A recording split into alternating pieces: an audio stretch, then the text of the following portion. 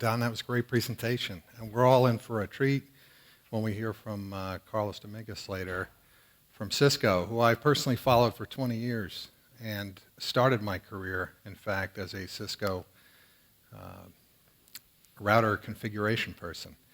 So Cisco interconnects all these devices. Well, maybe not that one, but phones and our tablets and our cell phones and laptops and desktops, the interconnectedness that Don talked about with regard to the medical business. I'll chat with you about it with regard to advertising. And when I was an electrical engineering student here at NJIT, I didn't know I'd go into advertising. I didn't know exactly what I'd go into, but it turns out I'm an adtech person. So that experience with Cisco and interconnected devices and it all just kind of worked into a career in adtech. So my hope in this presentation is that I can convey a few things. Advertising has changed over the last 10 years in a way that has shifted the paradigm forever. Advertising's been a business that is people-based. People purchase advertising, people sell advertising. Well, that's fast becoming no longer the case. Computers instead trade advertising. And I'll get into that a bit. And I'll also try to touch upon not only the innovations, but the entrepreneurs themselves who made this happen.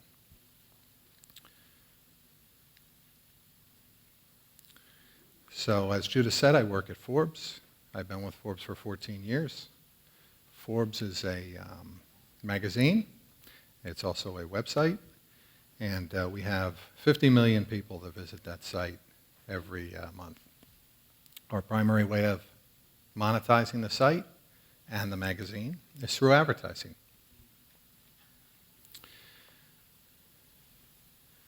So dynamism and leadership, entrepreneurship and innovation, continuous change, activity, progress, vigor.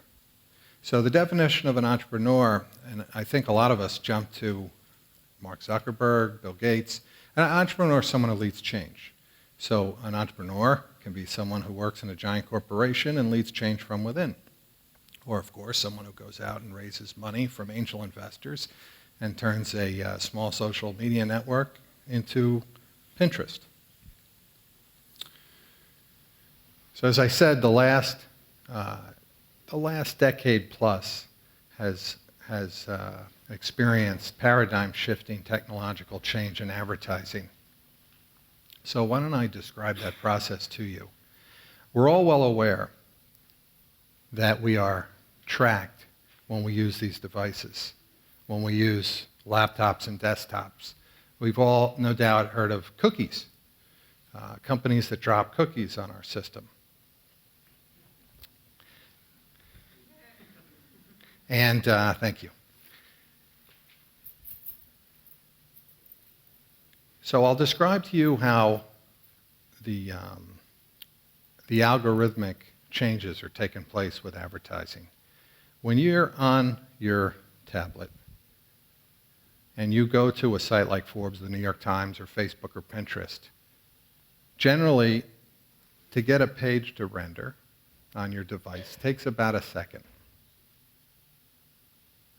Within that second, an auction takes place. In 200 milliseconds of that 1 second that you're waiting for the content to render and the ads to load, in 200 milliseconds, your cookies, your identity on your devices are made available in an auction to about 500 companies that have been tracking you around the internet. And they, in the moment you're waiting for that page to load, all place a bid for you. And their bids are dynamic. Some of the bidders are representing travel company advertisers, some are representing technology company advertisers. They've all been profiling you, some spectacularly well and some less spectacularly. The smarter ones bid smarter. The folks who've had less access to you bid less smartly. But they bid for the opportunity to serve an ad to you on behalf of their advertisers. And obviously, people can't participate in a process that takes 200 milliseconds to execute. So these are computers that are programmed by engineers who track you and then, on behalf of their advertisers, watch you come to a site like the New York Times, and then on behalf of their advertisers, bid using their computers for the opportunity to place an ad in front of you. And what do they pay? They pay somewhere on the order of 1/10 of a cent to 2 cents. Okay? And the value they assign to you is derived in a formula that has a multitude of attributes. Which other sites you visited, what kind of registration information they have on you, the assembly of different forms of information compiled together to give the smart bidder an opportunity to pay the right price to put an ad in front of you, is how advertising is bought and sold, traded today. So when I was at NJIT, I had the good fortune to invent a network product. And this was more than 15, 20 years ago, actually. And one of the ways I was building that business was through advertising. And I purchased advertising the traditional way. I called publications that catered to people who were candidates for my test device, and I would sign an insertion order, and I would purchase a schedule of advertising. They would run it. I never had a hard correlation between the people that saw my ad and the people who purchased my product. Today, the process is, as I described, radically different. The folks who see the ads are tracked. The conversion process of the folks who purchase the product are tracked, profiled, and that process gets smarter and smarter as an ad campaign plays out over the course of days, weeks, months, or years. So I'll jump to a few of the innovators that I promised to point out. The two folks at the top, Ted Meisel and Bill Gross, were the folks that came up with the idea that advertising could be auctioned. And they started a company called Overture, which was later bought by Yahoo, which was later outgamed by Google. But search advertising, when you go to Google and see search ads, all of those ads are purchased at auction. There aren't a set of people involved in buying and selling. You log in and you bid. And they're the two pioneers that came up with that. Now, the banners that we see on our tablets and on our laptops, the folks at the bottom, like Walrath Brian O'Kelly, took that auction concept and broadened the use of it across all the sites on the internet. So now when you're on Facebook, a lot of the advertising, most of the advertising, in fact, that you see is the result of someone winning a bid in real time and placing that in the moment that you're waiting for your page to load. So those are the innovators. Advertisers are purchasing your time, the moment when you're at that page, in a way that's not unlike how consumers are purchasing songs.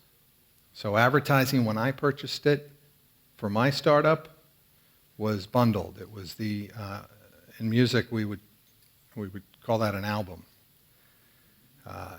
In today's iTunes world, you can buy one song at a time, and then with advertising, you can buy a single person at a time. So you could run an ad campaign that identifies a set of people or a single person and very accurately target your ads to that individual. So I have a few slides here on some of the technologies behind it, but loosely speaking, cookies are a key piece of the infrastructure that allows this to happen. There's a ton of legislative consideration around cookies and privacy, and it's for some of the reasons that I described to you. The consumer concern about how much tracking is reasonable versus excessive and intrusive. That's the gentleman who invented the cookie. He actually didn't invent it with the intention of empowering auctioneers and bidders to track you. He worked at Netscape and wanted his site to remember your password so that you wouldn't have to re-log in every time. So audience segments are sold. I can run an ad campaign that is as specific as targeting Bruce Springsteen fans. This is an image of the companies that are tracking you. These are generally called adtech companies. And the ads are becoming very rich. These movie ads are targeted to folks who have a predisposition for buying tickets to films like Alice in Wonderland.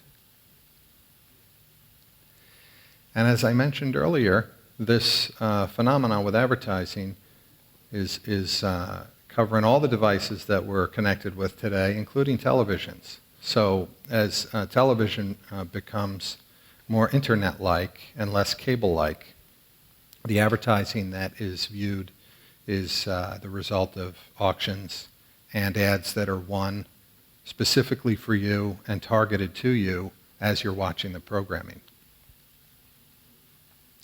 And as I mentioned, Facebook, Google, and countless others are dominant players in this industry. So thank you for the opportunity to speak with you about this. And good to talk to you.